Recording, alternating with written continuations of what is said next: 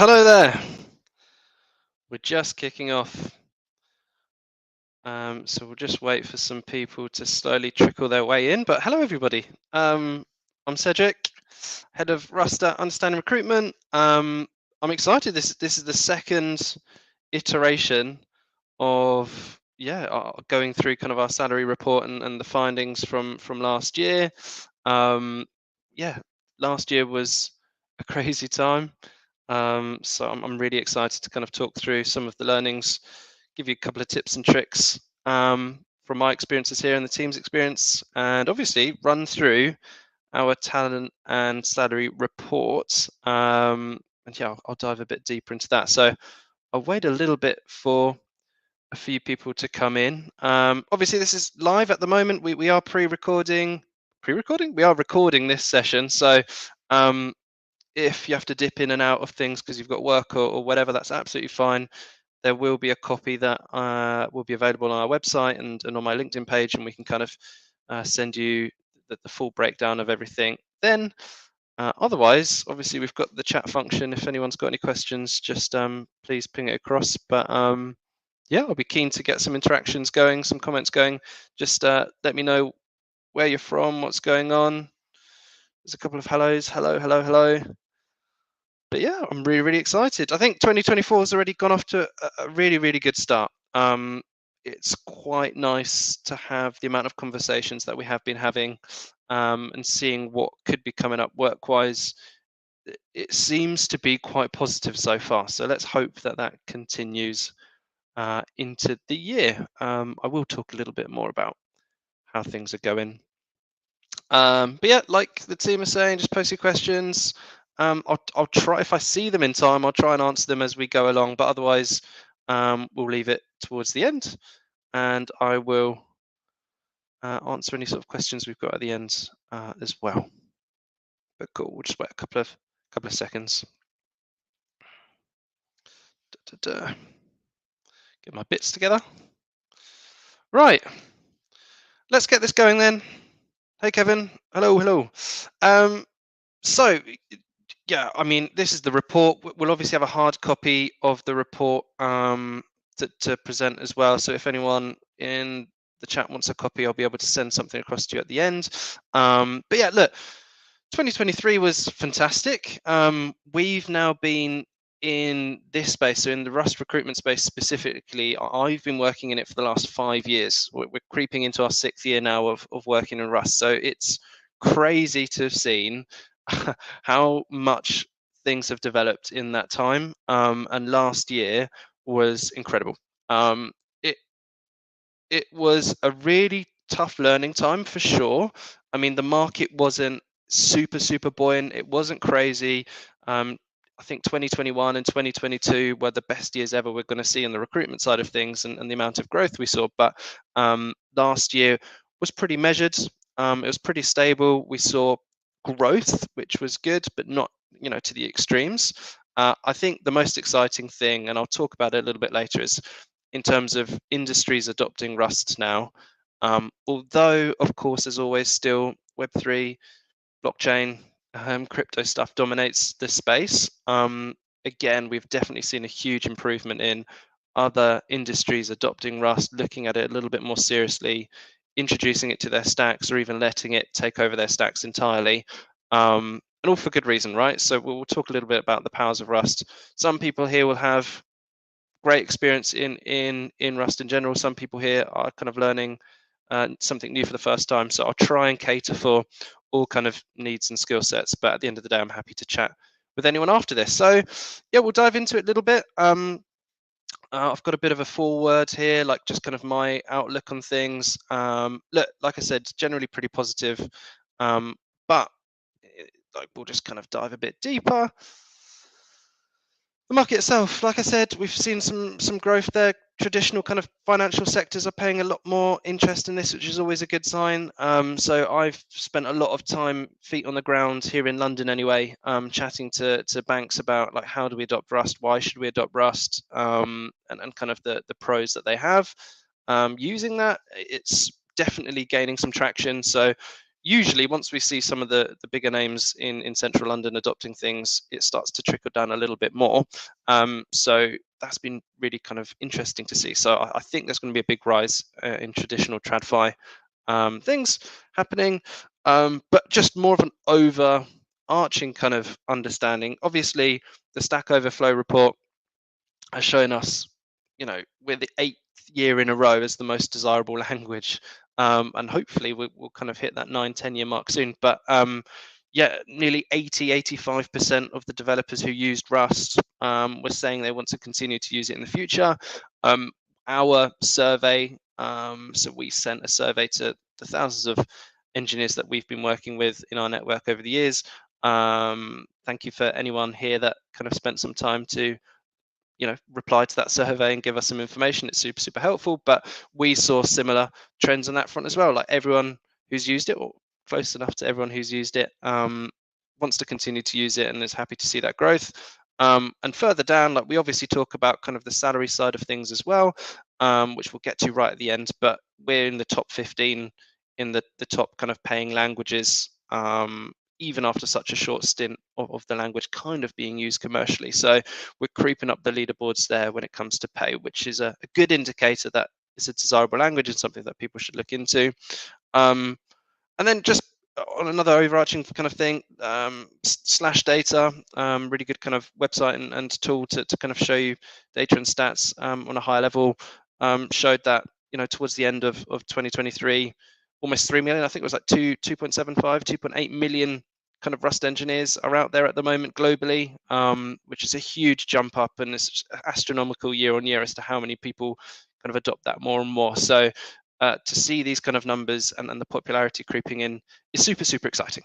So yeah, look, just to dive into the report a little bit more. So we won't jump on this too much, but we split it across 3 different areas. So obviously we've got the UK, which I'm based just outside of London, so a big contingent of the work that we do is based in the UK and Europe. It's interesting to see, and I'll also kind of post last year's talent salary report as well after this, so that you can kind of see the differences and how things have changed. But the main thing that we've really been advocates of this year, or last year I should say, is the inclusion and diversity within tech and within Rust in general. I feel like the community is pretty good with that naturally, but the stats slowly are starting to back it. I mean, look, 85% male to female ratio isn't fantastic, but actually is pretty good for tech in general. We obviously want to see those numbers equal out, but yeah, it's a tough thing to kind of help improve, but we're working on it.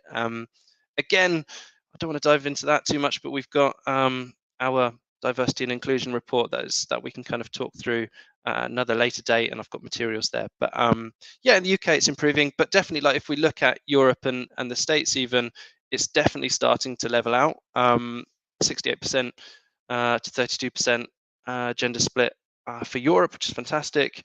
And yeah, the States are slowly starting to creep down. The one thing I would love to see improving is the retention rate. So obviously we're hovering between the 1 and 2 year mark, which I think a lot of companies might be a bit nervous about, but I think that's just because it's still quite new and fresh. However, we can talk about retention a little bit later. Rust actually has one of the highest Rust retention rates, development retention rates in all of tech. But yeah, we can dive into that. But yeah, hopefully we start seeing the retention rate starting to creep up there. But just some information for you to read on the screen. If there's any questions, again, just ping them across. Then we break it down into like specific locations and where you find the most talent. So again, if you're in the UK, obviously London is predominantly where you'll find your engineers, but we've got some good hubs in Cambridge, Bristol, Manchester, and up in Scotland, in Edinburgh. Those are like the top 5 locations in which people kind of say they have Rust on their profile or have experiences in Rust. That's where you're going to find them. So it's a good split. It's definitely been an improvement on last year. So we've seen high numbers in some of the less mainstream areas, like in London, starting to adopt it as well. And I think that's mainly because of how good the remote working aspect is within the Rust community, which we'll highlight a little bit later down. But yeah, so it's growing, right? And that's how it looks like in the UK. We also break it down for Europe and the US, which is a little bit further down.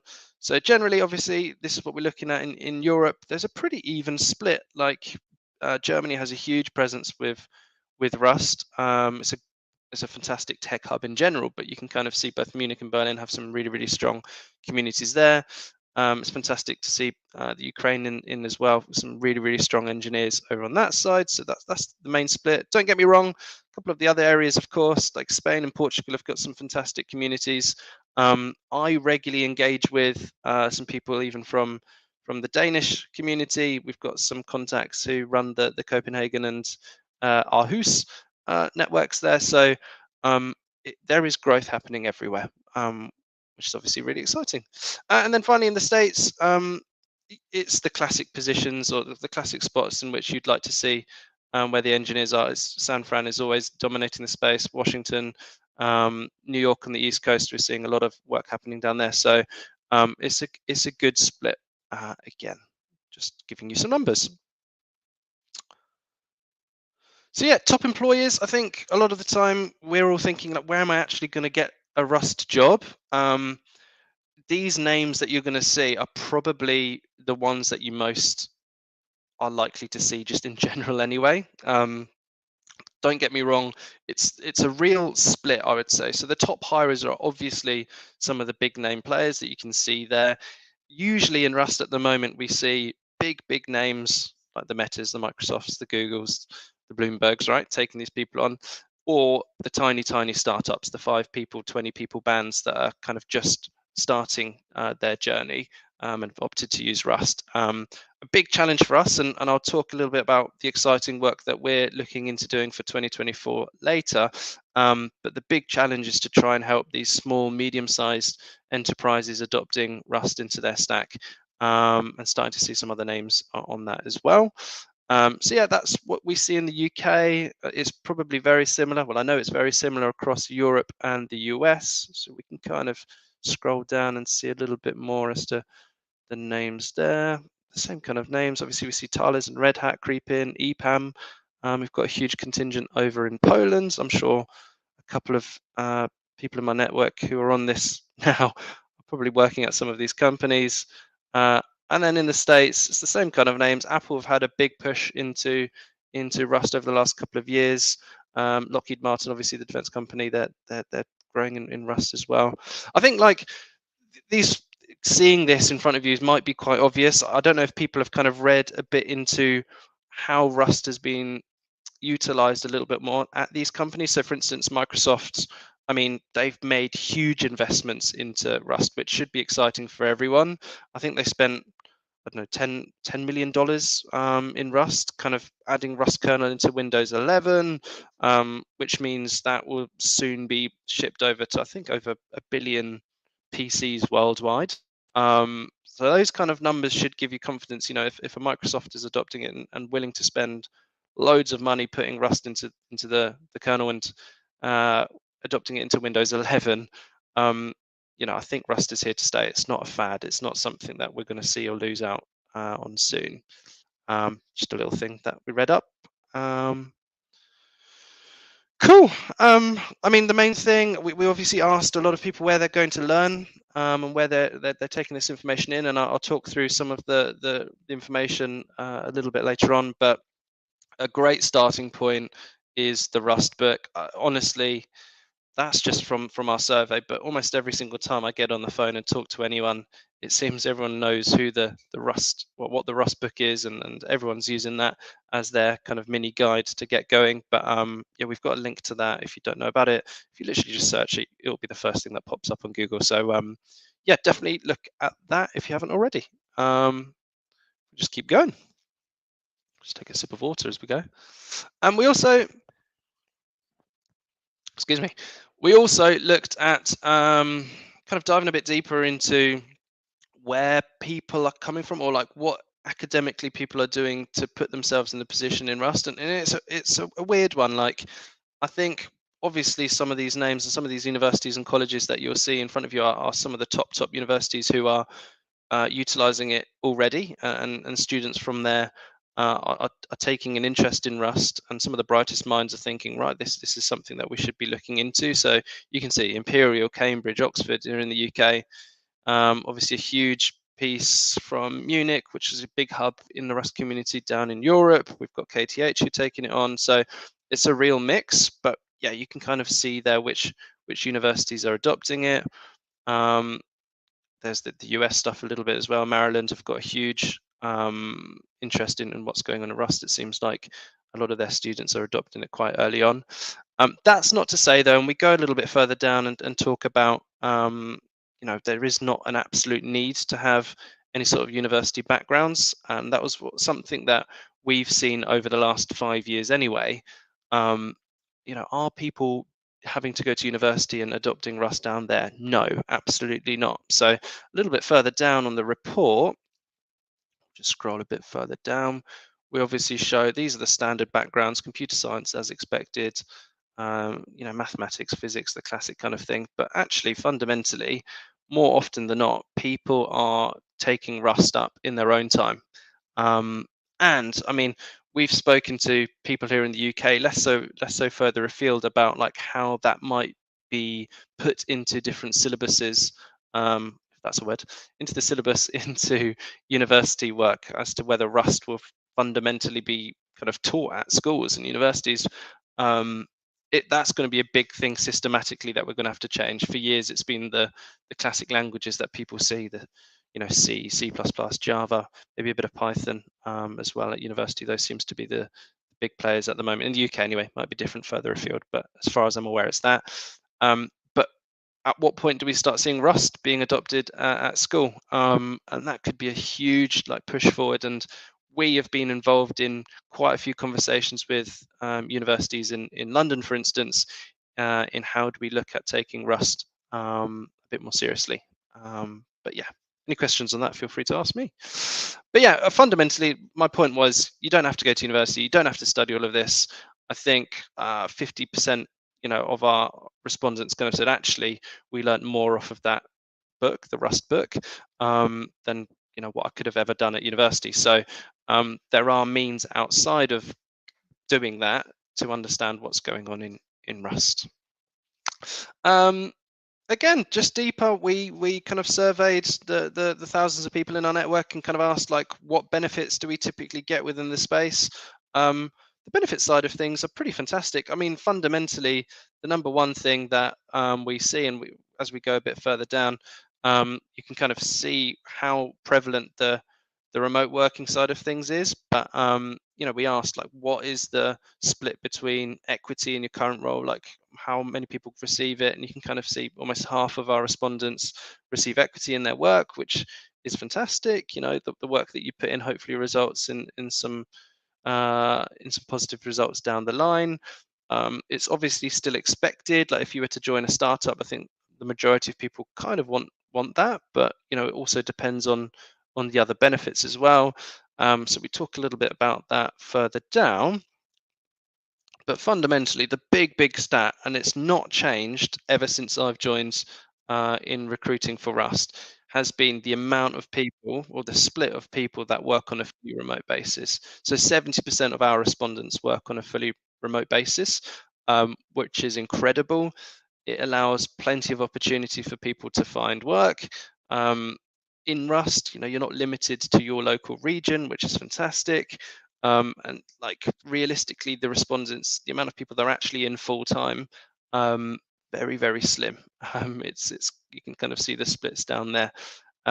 Now that has definitely changed a little bit. So just the market generally here in London anyway, Europe's a little bit different and the US is certainly different. But in London specifically, we have started seeing a bit more of a hybrid style model, where we want people in once or twice a week maybe, which, hey, we could argue for or against that on both sides. Some people love it, some people hate it. Some organizations love to adopt it because it just means some more face-to-face time, and it's easier to kind of just look over your shoulder and have a chat with your colleague around what's going on. But it's certainly something I'm keeping an eye out on. But yeah, in London generally, it seems like that's a model that's widely accepted. But again, most of the US and Europe and the teams that we work with there are pretty happy with a fully remote model on that front, which again opens up the pool of candidates, opens up the opportunity for people looking for work in Rust. The other massive thing, obviously, with that remote working comes a lot of flexi time, I suppose, like start and finish time. 77% of our respondents, as you can see, are allowed to do the classic, nip the kids to school, come back, or if they feel like, I work better in the evenings, I'm going to work in the evenings as opposed to early in the morning. So I think there's just a respect side of things when it comes to the remote working. That may be generally so the case. This is obviously specifically in Rust. So it seems that we're treated like adults and allowed to crack on with work, which is fantastic. But yeah, just some hybrid stuff and remote working things there.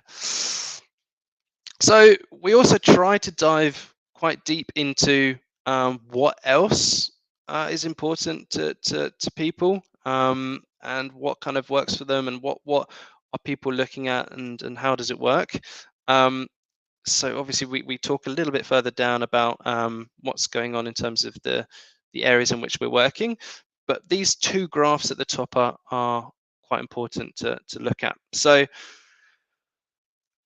this is important from both a hiring perspective and for people looking to get into Rust. So that you can see that the main chunk of where we're still at with people working with Rust professionally. So that 1 to 2 year mark is still quite dominant. And then 3 to 4 years, 5 to 6 years is very few, 7 to 8 years, even fewer. But yeah, that 1 to 2 year mark is at the moment is the hotspot professionally for people working with Rust. So if you do have a bit more experience, you are quite a lot more sought after. But I think you can see that over the last 2 years, it's gained popularity and there are opportunities there. And in their own personal time, it's kind of reflected in the same sense. 1 to 2 years, 0 to 12 months, it's still fresh and new, which is interesting. Actually, I've got a couple of questions here, so I'm going to kind of look at that as well before I jump further down. So Andreas asked, what types of remote work do you mostly see where you can work from anywhere you want or from your home country only? What types of remote work do you mostly see? Andreas, maybe a follow-up to you then, if that's okay, is if you could elaborate on what do you mean? Do you mean by industry? Do you mean by which region specifically?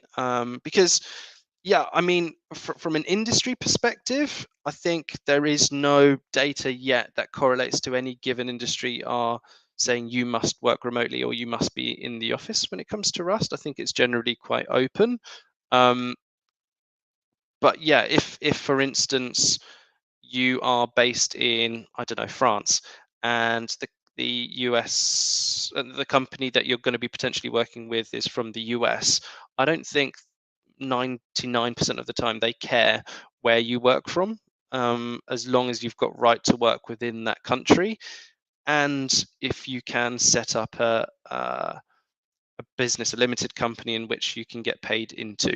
So as long as the B2B angle works, then you should be quite safe. I hope that answers the question, but if not, just double down on that. But yeah, just dive a bit deeper. So what sectors do our survey respondents believe are currently employing Rust? So look, the perception is still that we mainly see blockchain, Web3 and crypto work as the overarching kind of theme, which look, that is still the case.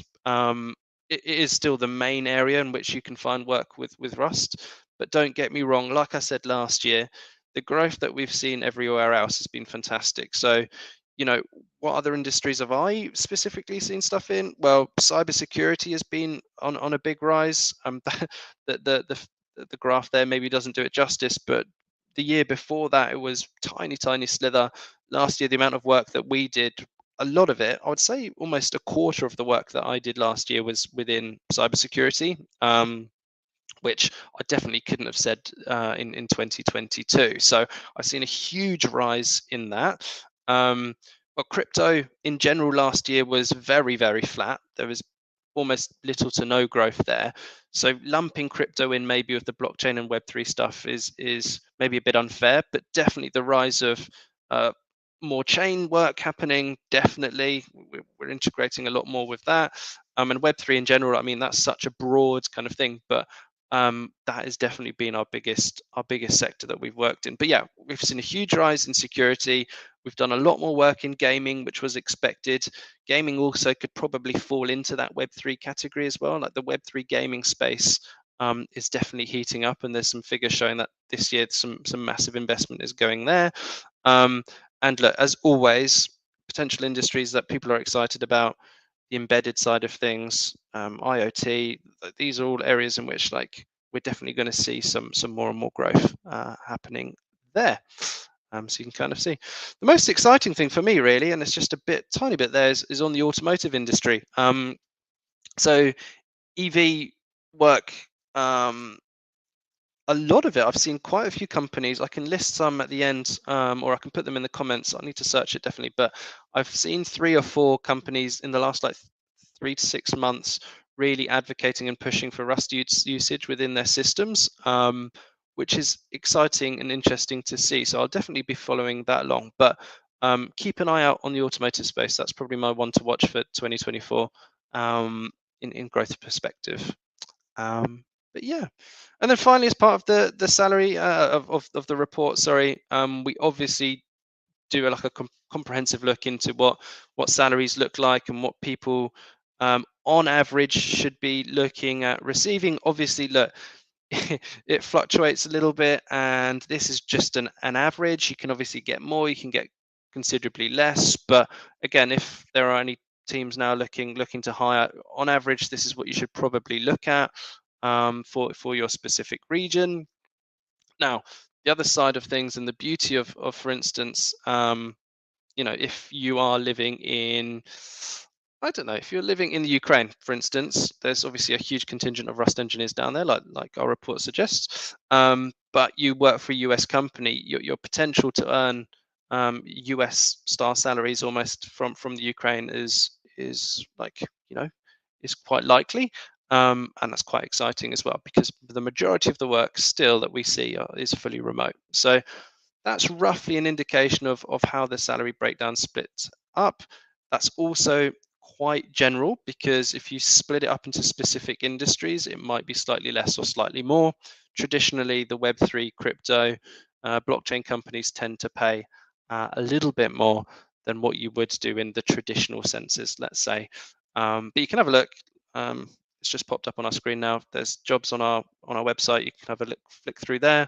Equally on LinkedIn, we post quite regularly as to the jobs that we've got live and ticking off there. Yeah, but that's kind of it. That's like the bare bones. We've got like deeper insights and info should you need anything. We've got that to send as well if you've got any sort of questions. I think to just round things off, I think that's kind of it. But the last kind of page is just a bit about me and kind of reaching out to us and having a chat through us. But I just wanted to kind of end on some of the insights that I've got and some of the foresight. I do get questions quite a lot about, Cedric, what should we do? Where should we head? What kind of things should we be looking out for? We also get asked about, where do I go to upskill? How do I train myself actually in Rust? And I'm always happy to talk in a lot more detail about that. I think traditionally last year on the upskilling point and where do I go to learn Rust, traditionally I would say do as much open source work as you can. Go and find some projects, some work for you to get involved with online, and just kind of pull a couple of requests and get working on it, which I'll always still advocate for. Please spend some time doing that, because any way that you can showcase your Rust ability, any kind of opportunity for you to do so is fantastic. I think this year is still going to be, for the next 6 months, relatively measured in how people are hiring. So it's an opportunity for people who are on the edge, or teams who are on the edge of going, I don't know if I should hire or not. If you hire right now, you're going to find some fantastic talent. In about 6 months' time, I think it's going to be you're going to be fighting for candidates. So, if you're a candidate potentially looking for Rust work as well, have a think about at what point should I be making those moves. But yeah, what tips can I give outside of the open source work? I would like to suggest try to get Rust into your current project as much as possible. Try to be a champion for it at your current workplace, introduce it into your stack, push it forward as much as you can, um, and utilize that for your job search in the next time, right? So if you can demonstrate, I've got a 1 year, 1.5 years worth of Rust experience commercially, that is really going to put you in a good position for your next job hunt. Now, equally, if you've like, right, I've had enough of my current work, I need to move on, I need to find something else. I would also suggest looking for opportunities, looking for companies who've got a very mixed tech stack. Could be anything, but if they have like 3 or 4 different things on the back end already, it will make your life a lot easier to suggest, hey, maybe we should look at Rust and adopting it there. Because it's going to be very, very difficult for you to find. If you don't have much experience in Rust at the moment, it's going to be very, very difficult for you to find work because you're going to be competing against lots of other people who do have that 1 to 2, maybe 3 to 4 years commercial Rust experience right now. And competition is going to be quite stiff, especially while the job market is quite measured and it isn't growing at the steady rate that we want to see it yet. But I think in 6 months' time, we should be in a better position. Obviously mentioned some other potential industries to look into. Obviously, I've seen a rise in the pieces that I've already mentioned about before, but we're going to see a rise in AI, in data science, obviously the automotive stuff, but the AI and data science space is quite ripe for Rust work. Obviously, traditionally, Python has completely dominated that space and completely understandable why. But in the last 3 to 6 months, I've definitely seen and been interacting with companies in who are building their own, I don't know, LLM pieces within the AI space or machine learning space, and are starting to consider Rust a little bit more seriously into those approaches, which is super exciting. I mean, AI in general is obviously a super hot topic, and it has been for 1 or 2 years.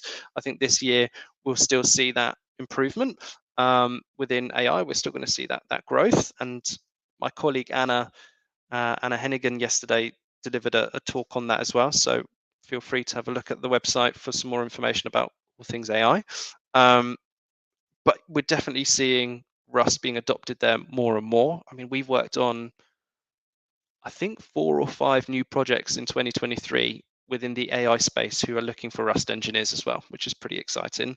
What can I suggest on that front? I mean, the biggest indicator that people are taking it a lot more seriously is Grok, which is Twitter or X's kind of version of ChatGPT.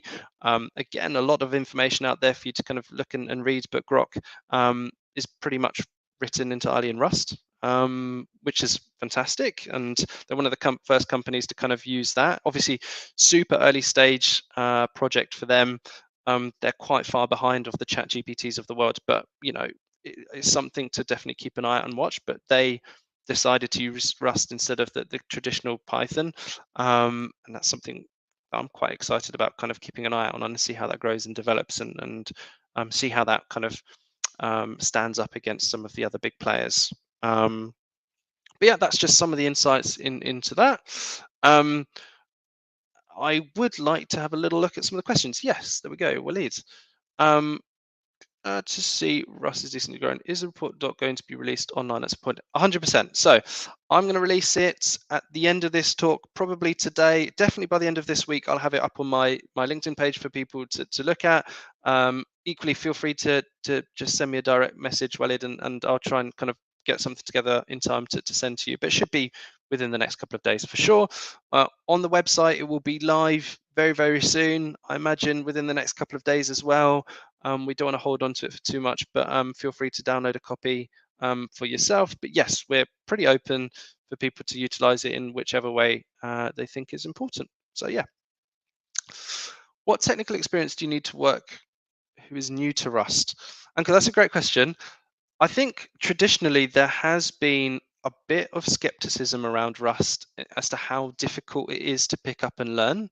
I've spoken to hundreds of engineers over the last couple of years who kind of think that's a bit of a myth. I would say, look, anyone can pick it up, and there is a very, very good community in Rust of people who want to help you and want to get you up to speed on things.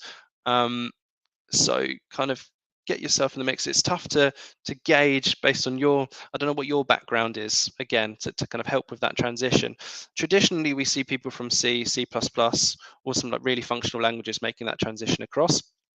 But I think more recently, people have started realizing, okay, if I get familiar with Rust and start working with it, and I can push through the compiler telling me no and saying that nothing's working and I need to rewrite some things. If you can kind of break through that barrier and you appreciate, you know what, it's helping me try to be a better engineer, it's helping me try to write better code, you will quickly see that you will learn things rather smoothly, and it's not too tough. So yeah, it's a tough question to answer, but it shouldn't be too bad, and the community is there to support Anchor. So yeah.